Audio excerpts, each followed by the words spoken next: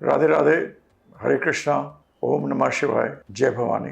ये सब चीज़ें मैंने आज आपको, पहला वीडियो मेरा है जिसमें कि मैं ये आपको बताना चाहूँगा कि हम लोग दो चीज़ें बहुत हमारे एस्ट्रोलॉजी में लोग कर रहे हैं। एक तो बहुत रेमेडीज़ बताते हैं, ये कर लो, वो कर लो, ऐसे कर लो, इससे ये हो जाएगा। दूसरा, हमारी जो एस्ट्रोलॉजी है ये बहुत ज्ञान पे बहुत गूढ़ था और बहुत चीज़ें तो हमारी डिस्ट्रॉय हो गई बिकॉज औरंगज़ेब ने करे, ब्रिटिशर्स ने करी। और मेरे को तो पता है, मैं जहाँ किताब में पढ़ रहा था कि जब लोगों ने, औरंगज़ेब ने लोगों को मारा है तो लोगों ने अपने ग्रंथ वगैरह अपने पेट को फाड़ के अंदर रख लिया कि जिससे कि वो सेव हो जाए।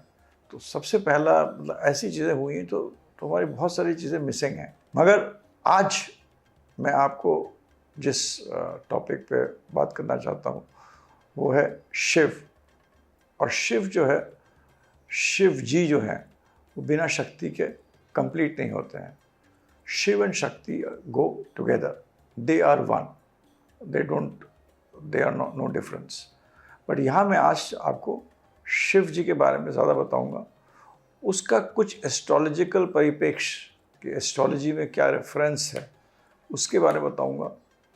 और इस जो शिव जी की ये वीडियो है, इससे आपको ये समझ में आएगा कि हमारी जो पुराने ग्रंथ थे उसके अंदर शिव जी का जो मेंशन है वो हर जगह है, हर पुराण में, हर उपनिषद में शिव जी को उनके बहुत ही गुण गाए गए हैं। ही इज़ द वन, जो आपको दयावान भी हैं। लोग शिव जी को भयंकर समझते हैं मगर ऐसा नहीं है, उनमें दया भी है, उनमें शक्तियाँ भी हैं, वो हर चीज़ के परे हैं, पराशक्ति जिसे कहते हैं। फायर, अर्थ, एयर, वाटर, ये जो एलिमेंट्स हैं इन सबसे ऊपर हैं। तो हम आपको आज शिव जी के बारे में बताना शुरू करते हैं। तो लेट मी स्टार्ट विद, लोग आपको सबसे पहले एक मंत्र, आप जो बहुत प्रचलित है, बहुत लोग बोलते हैं, मृत्युंजय मंत्र। शिव जी का मृत्युंजय मंत्र करिए। लोग इस मंत्र को, आपकी कोई परेशानी होती है उसके लिए बोल देते हैं, आपका हेल्थ ख़राब होता है उसके लिए भी बोलते हैं। और इस मंत्र में अपनी शक्ति है। और ये जो मंत्र है ये शिव जी का मंत्र है। तो इसमें हम ये समझना चाहते हैं जो शिव जी क्या है, मृत्यु पे अजय होने वाले। मतलब एक तो मृत्युंजय हैं, मृत्युंजय, मृत्यु पे अजय। अगर आपको मृत्यु पे अजय चाहिए, अब मृत्यु का मतलब ये हमारा स्थूल शरीर नहीं है, मगर ये सूक्ष्म स्वरूप से भी परे जाकर जो हमारा अस्तित्व है वो शिव जी को मतलब दर्शाता है। अब शिव जी को जो जिस तरह मेरे को पता है, अगर मैं उस भाषा में बोलूँगा तो बहुतों को समझ में नहीं आएगा। तो let us understand Shiv ji. What is Shiv ji? First thing, जब मैं शिव जी को देखता हूँ तो हम लोग सब देखते हैं कि शिव जी के माथे पे चंद्रमा है और वो चंद्रमा एक अपना रूप धारण करा हुआ है।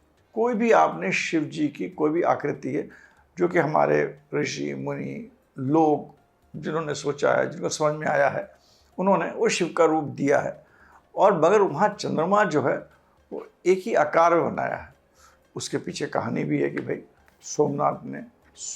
चंद्रमा ने 1000 वर्ष तक तपस्या करी थी सोमनाथ में, जहाँ पर सोमनाथ मंदिर है। उस जहाँ पर चंद्रदेव ने 1000 वर्ष तक तपस्या करी थी, जबकि उनको दक्ष, जो उनके फादर इन लॉ थे, उन्होंने शाप दे दिया था कि तुम क्षीण होकर तुम्हारी मृत्यु हो जाएगी। उनकी गलती इतनी थी, उन्होंने बोला था कि मैं अपनी एक पत्नी रोहिणी से ज़्यादा प्यार करता था, तो इसके कारण उन्होंने शाप दिया था। तो उन्होंने बोला था 1000 वर्ष तक इस जहाँ पर, जो सोमनाथ मंदिर जहाँ पर लोग कहते हैं, वहाँ पर चंद्रदेव ने पूजा करी थी। और उस पूजा के बाद जब वो खुश होकर शिव जी ने उनको अजय होने का वरदान दिया था, उनको शक्ति में दी अजय होने की।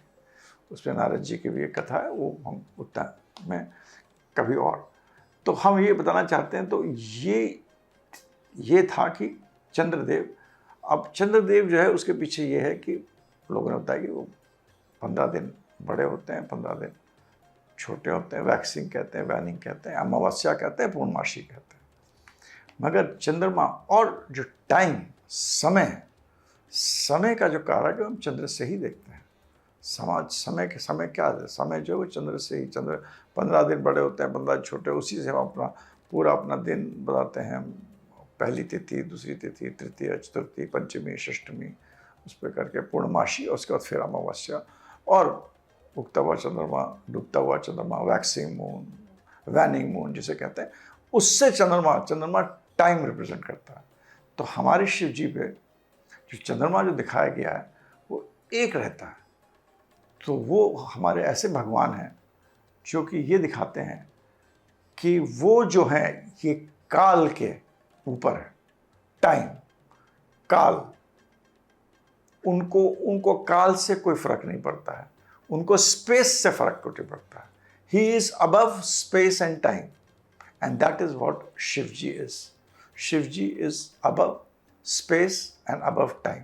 तभी चंद्रमा उनके माथे पे है, जो दिखाता है कि दुनिया में सब कुछ बदलता रहता है। अगर शिव जी के जो माथे पे चंद्रमा है वो एक ही प्रकार का, हम लोग जो आकृति के रूप में देखते हैं, वो उससे ये आप समझिए, वो ये दिखाता है कि शिव जो तत्व है, शिव जो शक्ति है, वो इस बदलते हुए समय और ये बदलता हुआ स्पेस, टाइम के साथ स्पेस भी चेंज होता है, जो जहाँ सबसे ऊपर है और उनके लिए वो एक है, उनके लिए उससे कोई फर्क नहीं पड़ता। तो ये हैं हमारे शिव जी। और astrology is all about time and space, and since it is about time and space, Shiv ji is most important for us. Shiv ji की आराधना से आपको अपना समय बदलना है या अपना जगह में परिवर्तन लाना है, जो कि हमारे इर्द गिर्द एनर्जीज हैं, उन सब की शक्ति शिव जी में है। अगर आप शिव जी को देखें एक रूप में, जिस रूप में उनको, एक रूप जो हमारे वेदों में है, उस रूप में ये है कि शिव जी बने हुए हैं और उन पे 4 हाथ हैं उनके, और वो 4 हाथ पे उन्होंने कलश लिया हुआ है।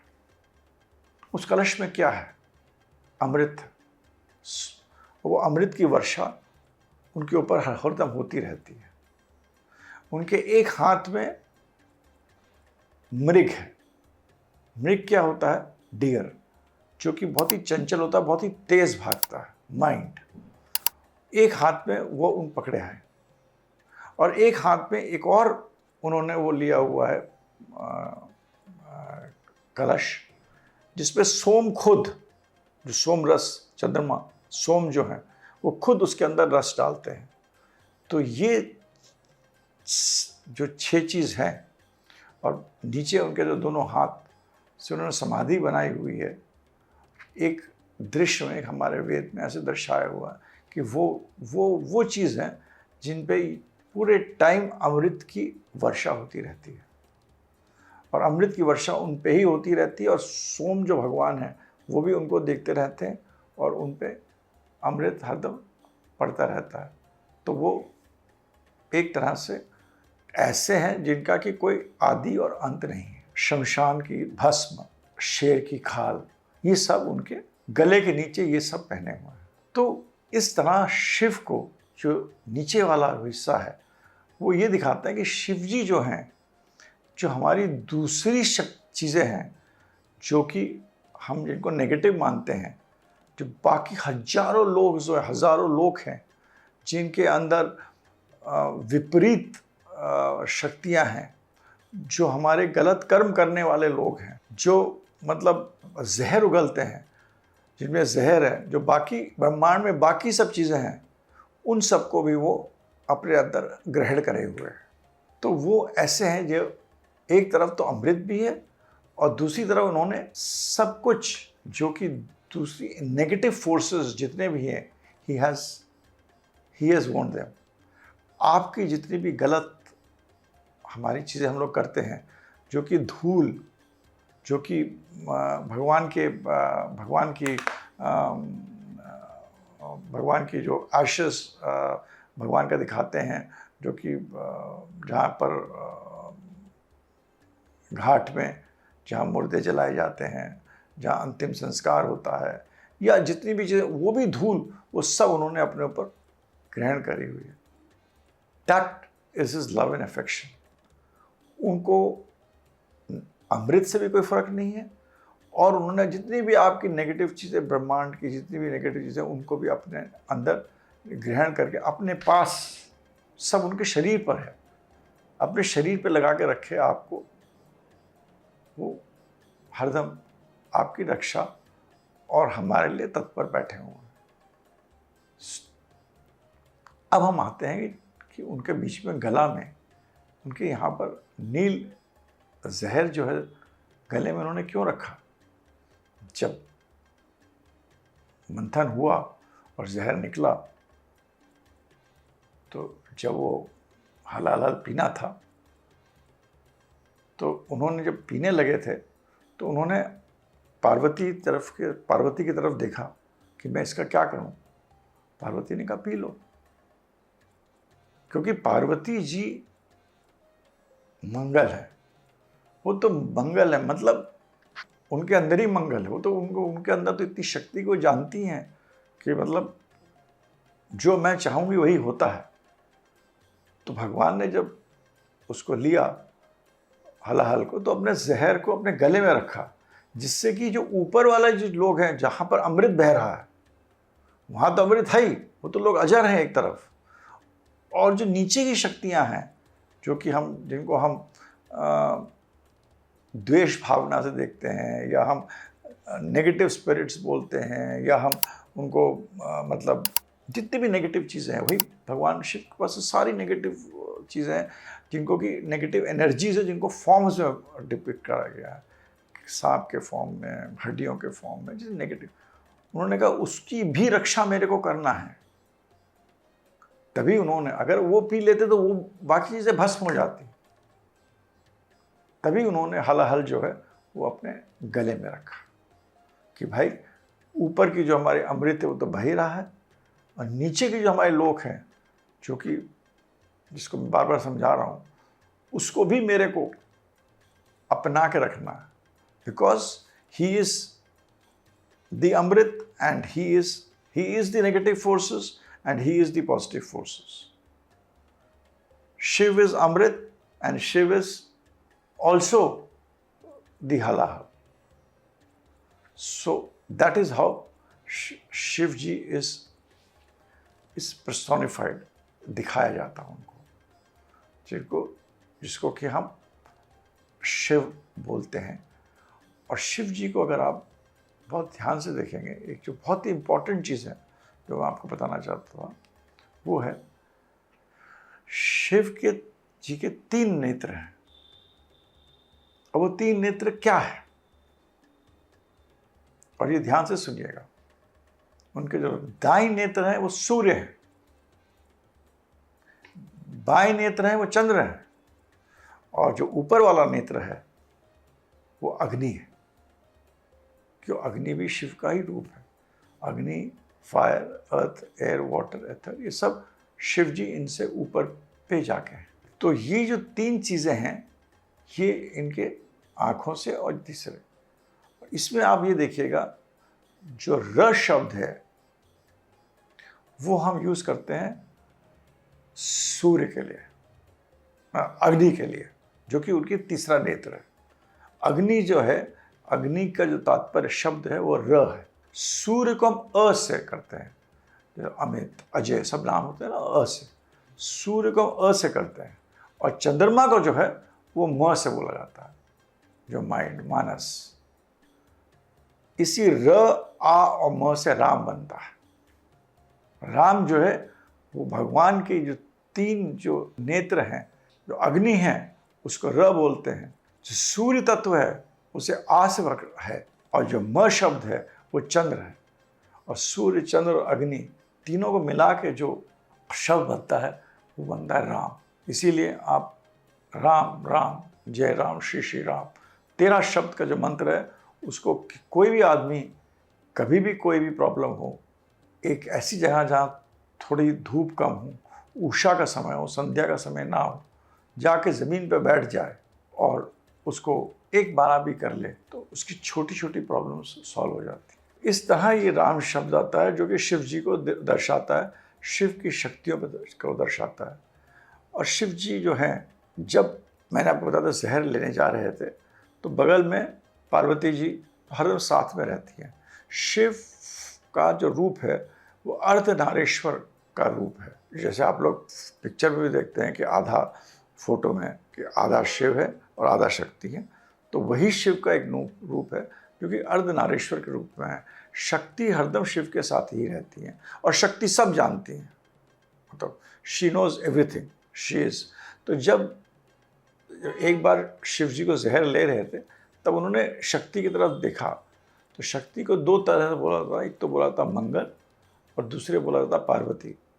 लोग कहते हैं कि जो माँ पार्वती भी जो थे या जो शक्ति हैं, उनके जो कुंडल हैं जो कान में पहनती हैं, उनमें जो सूर्य और चंद्र की शक्तियाँ हैं। तो जो देवी, जो शक्ति अपने कान में सूर्य और चंद्र की शक्तियाँ पहनती हैं, तो उनका मतलब फिर आप समझ सकते हैं उनकी क्या मतलब उनका क्या मतलब तेज है और क्या प्रताप है।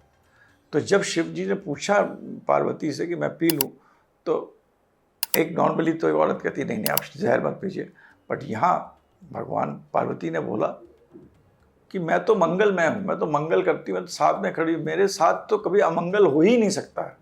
उन्होंने कहा ले लीजिए आप। तो ये एक छोटा सा संदर्भ में बताया, क्योंकि मैं आपको फिर बाद में शक्ति के बारे में सीरीज पूरी बताऊंगा। तो बिना शक्ति के शिव नहीं खड़े होते हैं, शिव और शक्ति दोनों एक साथ ही चलती हैं। और जो लोग ये सोचते हैं कि शिव अलग हैं, राम अलग हैं, कृष्ण अलग हैं, शक्ति अलग हैं, वो सब एक हैं। हमारे इस पूरे मंडल में इनकी सबकी अपनी अपनी ऊर्जाएं हैं और इनमें कोई अलग नहीं है।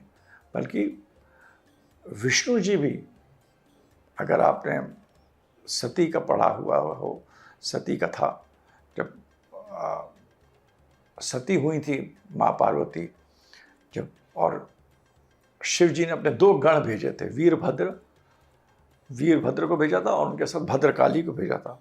उन्होंने दक्ष का गला काट दिया था। जब दक्ष का गला काट दिया था तो विष्णु जी भी सामने आ गए थे। तो जो वीरभद्र थे विष्णु जी की तरफ बढ़े थे।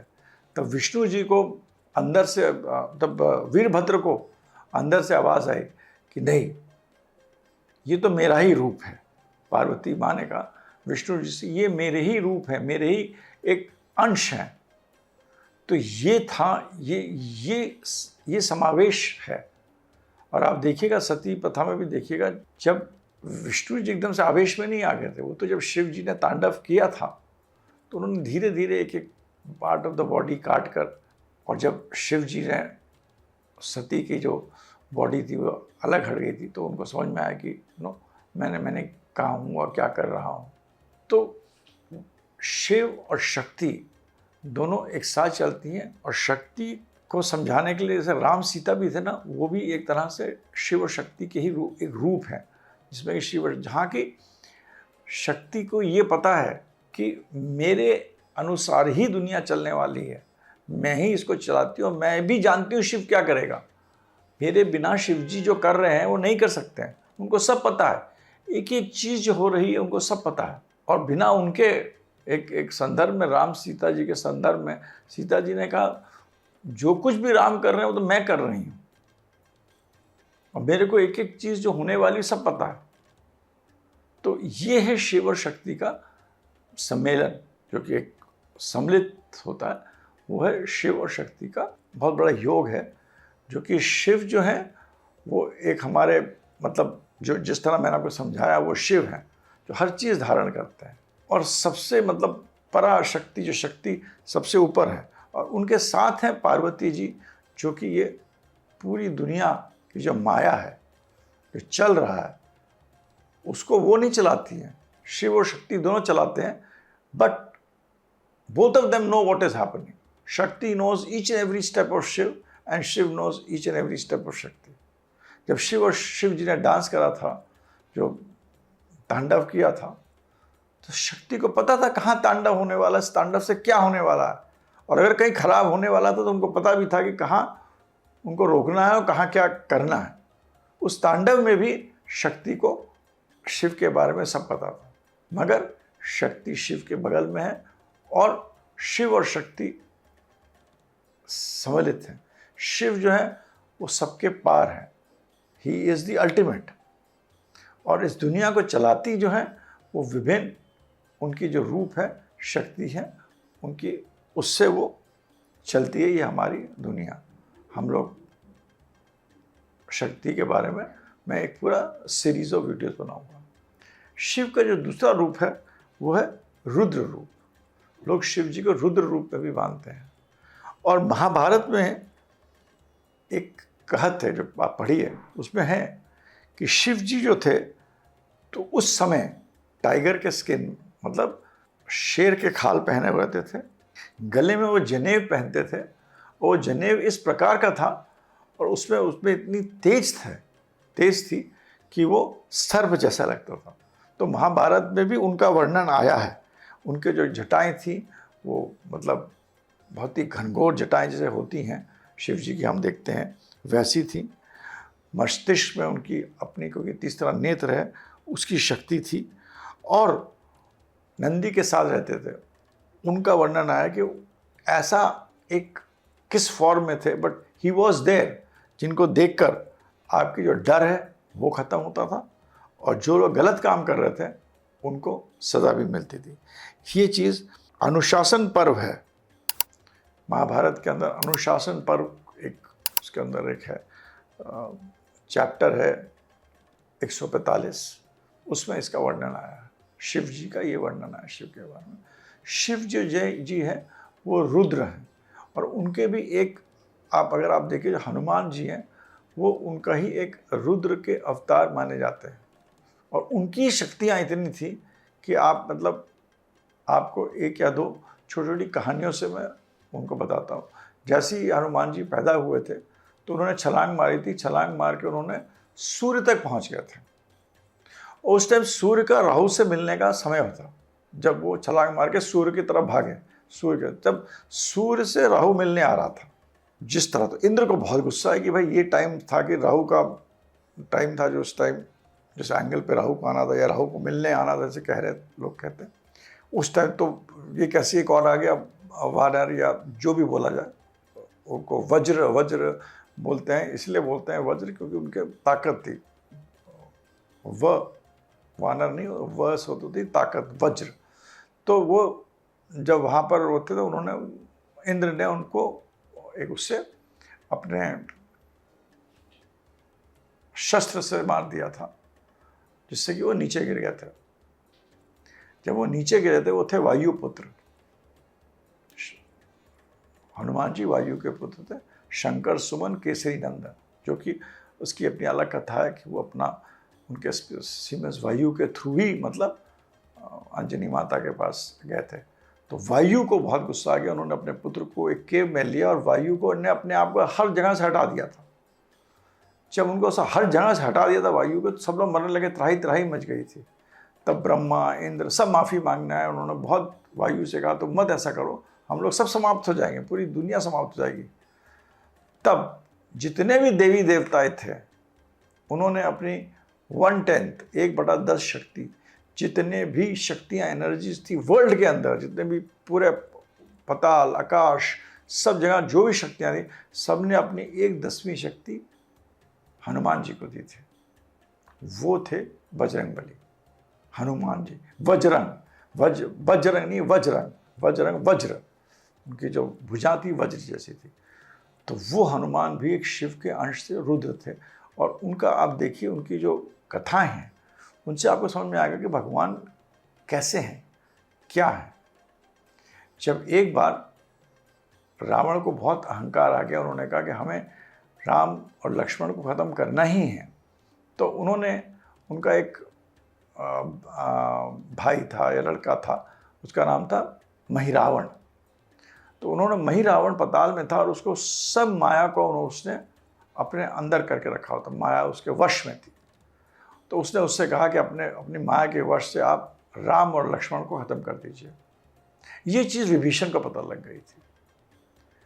तो हनुमान जी तो बिल्कुल राम और लक्ष्मण के जहाँ पर वो केव था, जहाँ पर वो रहते थे, वहीं खड़े रहते थे। तो वहीं खड़े हुए थे, वहाँ पर उन्होंने देखा कि विभीषण गया और वापस आ गया। फिर थोड़ी देर बाद देखा कि विभीषण फिर आ रहे हैं, तो उन्होंने कहा नहीं विभीषण जी आप तो अभी अंदर गए थे और अभी आप फिर आने, कहते मैं तो अंदर गया नहीं था। तो उन्होंने अरे उनको ध्यान लगाया, अंदर गए, राम और लक्ष्मण थे नहीं। जब उन्होंने ध्यान लगाया तो उन्होंने कहा, उनको समझ में आया कि इनको मही रावण उनको ले गया है। जब मही रावण को ले गया तो वो पताल में भगवान हनुमान जी एक मधुमक्खी के रूप में वहाँ पर गए, और मधुमक्खी के रूप में जहाँ पर राम और लक्ष्मण एक जेल में बंद थे वहाँ पर गए और उनसे पूछा कि आप लोग कैसे, तुमने बताया। वो जेल के अंदर थे, और जब वो जा रहे थे तभी वो काली माँ का मंदिर था या काली माँ वहाँ थी, काली माता खुद आई, वो प्रकट हुई और उन्होंने कहा, बताया कि राम और लक्ष्मण कहाँ पर हैं, और उन्होंने बोला कि उनको जाके ये बता देना कि अपना सर ना झुकाएं। माँ काली जो होती हैं लोग गलत समझते हैं, माँ काली तो काल को दूर करने वाली भी हैं। माँ काली को लोग रुद्र नहीं, रुद्र हर रुद्र अवतार में शक्ति होती है। रुद्र मतलब होता है जो आपको भय से निर्भय करे, विमुक्त करे, जैसे कि हमने शुरू में बताया, एक जो रुद्र का महाभारत में जिसकी कल्पना है। तो जब उसके बाद समय आया और राम लक्ष्मण को मही रावण ने बुलाया, उन्होंने कहा कि अब तुम्हारी बलि दे दी जाएगी। जब राम और लक्ष्मण की बलि के लिए बोला तो राम से मही रावण ने कहा तुम सर झुकाओ। उसने कहा मेरे को तो सर झुकाना आता ही नहीं है। क्यों नहीं आता? करेंगे मैं राजपूत था, मैं तो राजा हूँ, मैं तो जानता ही नहीं सर झुकाते हैं कैसे। मही रावण बाहर आया, चलो मैं बताता हूँ कैसे सर झुकाते हैं। तो जैसे ही उसने सर झुकाया तो हनुमान जी ने, कहते हैं एक वर्णन थी हनुमान जी के एक तलवार से जिसमें जो काली जी ने दी थी उससे उसने मही रावण का सर काट दिया, या काली जी ने मही रावण का सर काटा। दो चीज़ें मैंने दो अलग अलग जगह पढ़ी। पर इसके अंदर आप ये देखिए कि भगवान भी जो होता है अपने भक्त का दास बन जाता है, भगवान भी भक्त का दास बन जाता है। तो हनुमान जी भी थे, रुद्र थे, शिव के अवतार थे, इतनी शक्तियाँ थीं, मगर जब राम और लक्ष्मण जेल में थे तो वो एक तरह वो उनके भक्त बन गए, तो हनुमान जी के दास नॉट इन द रूप दैट हम लोग कहते हैं, बट इसको आप इमोशनल रूप में देखिए। तो ये है शक्ति शिव की। शिव जी की एक और कथा मेरे को याद है, वो मार्कंडे की है।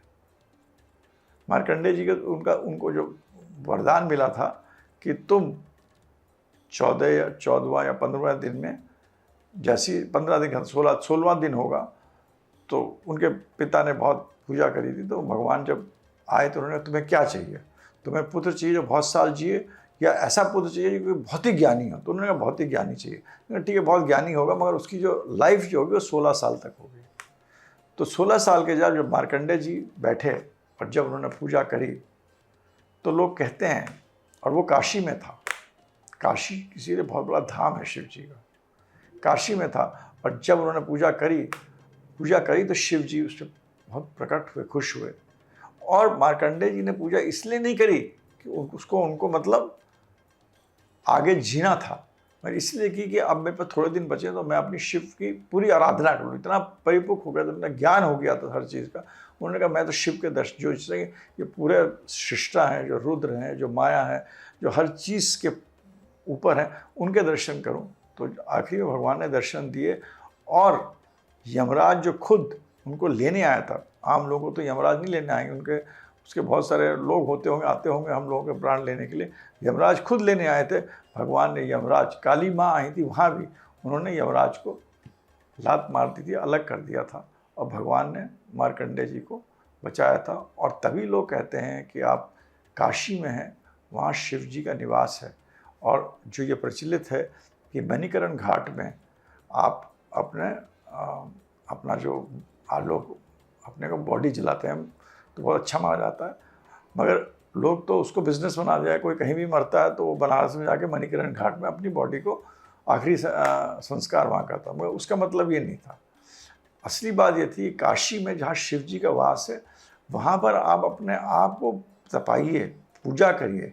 जब आप बहुत शक्ति करेगा, पूजा करेगा, अपना मतलब बहुत शक्ति आ जाएगी, जो कि अगर आप तुलसीदास का, आप रामचरितमानस ही पढ़िए, उसमें भी हमारा तुलसीदास का जो हमारी कथा है उसको ही पढ़िए, जब बहुत शक्ति आ जाएगी तो आपको एक गुरु मिलेगा, और वो गुरु जो आपको मिलेगा तो वो आपको भगवान के दर्शन कराता है। उस गुरु में इतनी शक्ति होती है कि वो आपको भगवान के, और तब आपका अंत अगर काशी में हो तो आपको भगवान स्वयं दर्शन देते हैं। और लोग कहते हैं ऐसे लोग जो होते हैं जब वो मरते हैं तो उनका जो दाएं तरफ का जो मुंह होता है वो धरती की तरफ होता है, और वो इसलिए होता है क्योंकि वहाँ पर माँ पार्वती खुद आती हैं और वो गणेश जी से कहती हैं कि तुम अपने सूंड से इस पर गंगा का पानी चढ़ाओ। गंगा के पानी चढ़ाने के बाद वो उसको एक मंत्र देती हैं कि भाई ये मंत्र तुम इसके कान में डालो। वो मंत्र ना मैं जानता ना कोई जानता है, मगर वो मंत्र गणेश जी फिर उसके मुंह पे देते, उसके कान पे देते हैं, जिससे वो आदमी पूरे अपने आप को सब चीज़ से परे हो जाता है, शिव तत्व में मिल जाता है। और कात्यायनी माँ भी खड़ी रहती हैं उस टाइम जब ये पूरा होने लगता है, तो वो लाती हैं, आती सबसे पहले कात्यायनी माँ आती हैं, फिर पार्वती जी आती हैं, फिर गणेश जी आते हैं, फिर शिव, और फिर वो मंत्र पार्वती जी देते हैं। और इस सब इनका सबका साक्षी शिव जी हैं। तो काशी का एक बहुत महत्व है शिव जी को लेकर। मगर ये नहीं कि भाई आप मरे तो आपने अपने विल में लिख दिया कि मेरे को आप काशी में चला दीजिए। वहाँ पर जाना पड़ता है, बार बार जाइए, आज के कलयुग है, बार बार जाइए, अपने आप को ऊपर बढ़ाइए, अपनी शक्तियाँ बढ़ाइए, तो आपको गुरु मिलेगा। फिर जो आपका डेथ अगर काशी में हो तो आपको शायद वो प्राप्ति हो सकती है कि आप इस शिव तत्व के साथ जाके मिल जाए, शिव और शक्ति के तत्व के साथ मिल जाए, अर्धनारीश्वर के तत्व के साथ मिल जाए। तो हमारी जो पूरी एस्ट्रोलॉजी जो है ये इसी चीज़ पे बेस्ड है। सूर्य, चंद्र, अग्नि, ये तीनों चीज़ें बहुत इंपॉर्टेंट है। भगवान शिव ने ही जब दुनिया को क्रिएट करना था तो अग्नि बनाई थी। जब उन्होंने अग्नि फेंकी थी तो अग्नि को ना तो हवा रख पाई, तो हवा ने पानी में डाल दिया, ना पानी रख पाई उस अग्नि को, तब उसको धरती में डाल दिया। जब ना धरती भी नहीं रख पाई तो ऊपर से भगवान ने बेला करके उनको एक आप समझ लीजिए एनर्जी, हर एनर्जी को एक औरत के रूप में एक बना जाता है, बेला करके भेजी थी। तो उसने उस एनर्जी को साथ मिलन करके धरती के अंदर ये ग्रीनरी, प्लांट, जितना भी पेड़ पौधे शुरू हुए, जानवर शुरू हुए, आदमी शुरू हुए। इसीलिए हमारे देखिए हमारे हर चीज़ में तीन चीज़ें बहुत ज़रूरी होती है।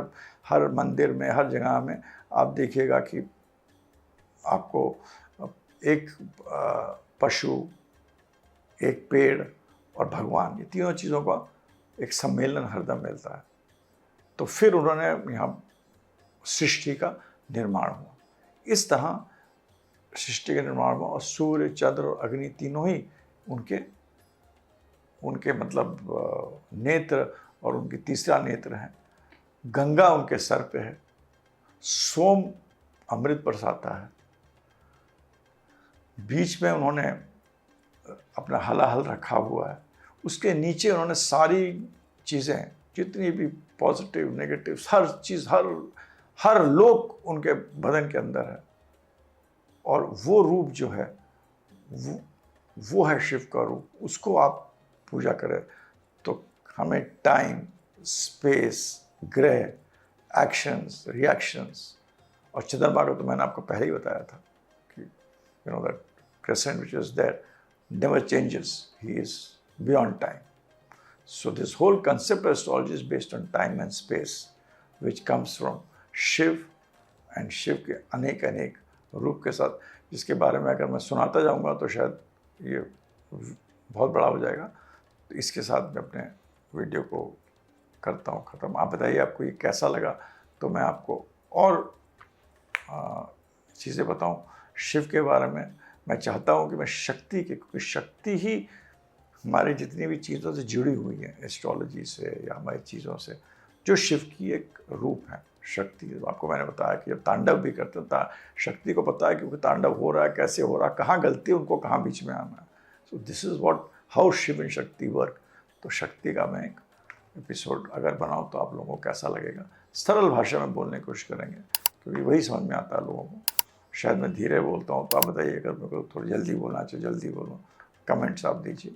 और इसका एस्ट्रोलॉजिकल कनेक्शन आज का जो आप लेके जाइए इस that Shiv is time and space.